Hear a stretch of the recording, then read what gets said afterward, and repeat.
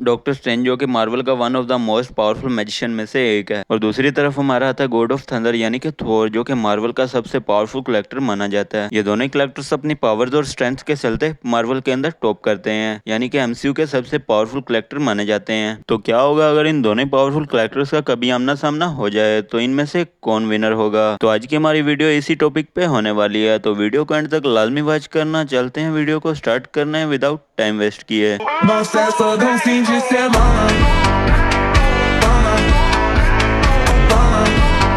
इन दोनों कलेक्टर्स का बैटल करवाने के लिए हमें इनकी कुछ बेसिक पावर्स जाननी होगी। तो इनकी पावर्स की बात करेंगे तो आपको क्लियरली पता चल जाएगा कि इनमें से कौन ज्यादा स्ट्रॉन्ग है। तो सबसे पहले अपने गॉड ऑफ थंडर की बात करते हैं, यानी कि थोर की। तो थोर के पास है गॉडलाइक स्ट्रेंथ और स्टेमिना, और थोर के पास है ओडिन फोर्स की सर्बिलिटी, और थोर के पास है सुपर हीलिंग फैक्ट और ड्यूरेबिलिटी और सुपर स्पीड। और थोर को गॉड ऑफ थंडर यूं ही नहीं कहा जाता, थोर थंडर की पावर्स को भी यूज कर सकता है। और थोर के पास है लाइटनिंग की पावर, और थोर अपने म्यूनियर या स्टोन ब्रेकर की मदद से फ्लाई भी कर सकता है। और थोर वो ऐसा पहला कलेक्टर था जिसने थेनोस की चेस्ट को उखाड़ दिया था। और थोर ने एक न्यूक्लियर स्टार की फुल फॉर्म को भी सर्वाइव कर लिया था। और थोर सुपरमैन के बाद में ऐसा दूसरा कलेक्टर है जो कि वर्ल्ड इंजन को पुश कर पाया था। थोर के विलन्स की बात करें तो थोर सर्टर को फाइट में बीट कर चुका है, हेला से फाइट कर चुका है, क्रस से फाइट कर चुका है, और ज़्यूस से फाइट कर चुका है। उसके अलावा गॉड जैसे बड़े विलन से भी फाइट कर चुका है। और थोर हल्क जैसे पावरफुल बीम को भी फाइट में हरा चुका है, और थेनोस से भी फाइट कर चुका है। और थोर रियलिटी मैनिपुलेशन को भी सर्वाइव कर सकता है, थोर एनर्जी ब्लास्ट को सर्वाइव कर सकता है, और थोर टेलीपैथी और टेलीकास्ट को भी यूज कर सकता है। और थोर अपने स्टोन ब्रेकर की मदद से कहीं भी टेलीपोर्ट हो सकता है, क्योंकि थोर एक एसगार्डियन गॉड है। उसकी मदद से थोर काफी पावरफुल बन जाता है। थोर अपने म्यूनियर या स्टोन ब्रेकर के बगैर भी इतना ज्यादा पावरफुल होता है कि वो हल्क को अपने हाथों से ही मसल देता है। क्योंकि थोर एक गॉड है, इसलिए उसके पास 1500 सालों से भी ज्यादा फाइटिंग एक्सपीरियंस है। थोर अपने बाप के साथ मिलकर यानी कि ओडिन के साथ मिलकर कई सारी जंगें जीत चुका है। तो ये सारी पावर्स और स्किल्स थोर की थी। तो थोर की इतनी जानकारी काफी है। तो नेक्स्ट बात करते हैं डॉक्टर स्ट्रेंज की। तो doctor strange master of the mystery guards है, जिसकी मदद से वो अर्थ को किसी भी मैजिकल फीट से बचाता है। डॉक्टर स्ट्रेंज तकरीबन हर किस्म के मैजिकल पावर्स को यूज करना जानता है। डॉक्टर स्ट्रेंज खुद को एक्सपेल या फिर मिरर डायमेंशन को भी ओपन कर सकता है, और सिंगल रिंग से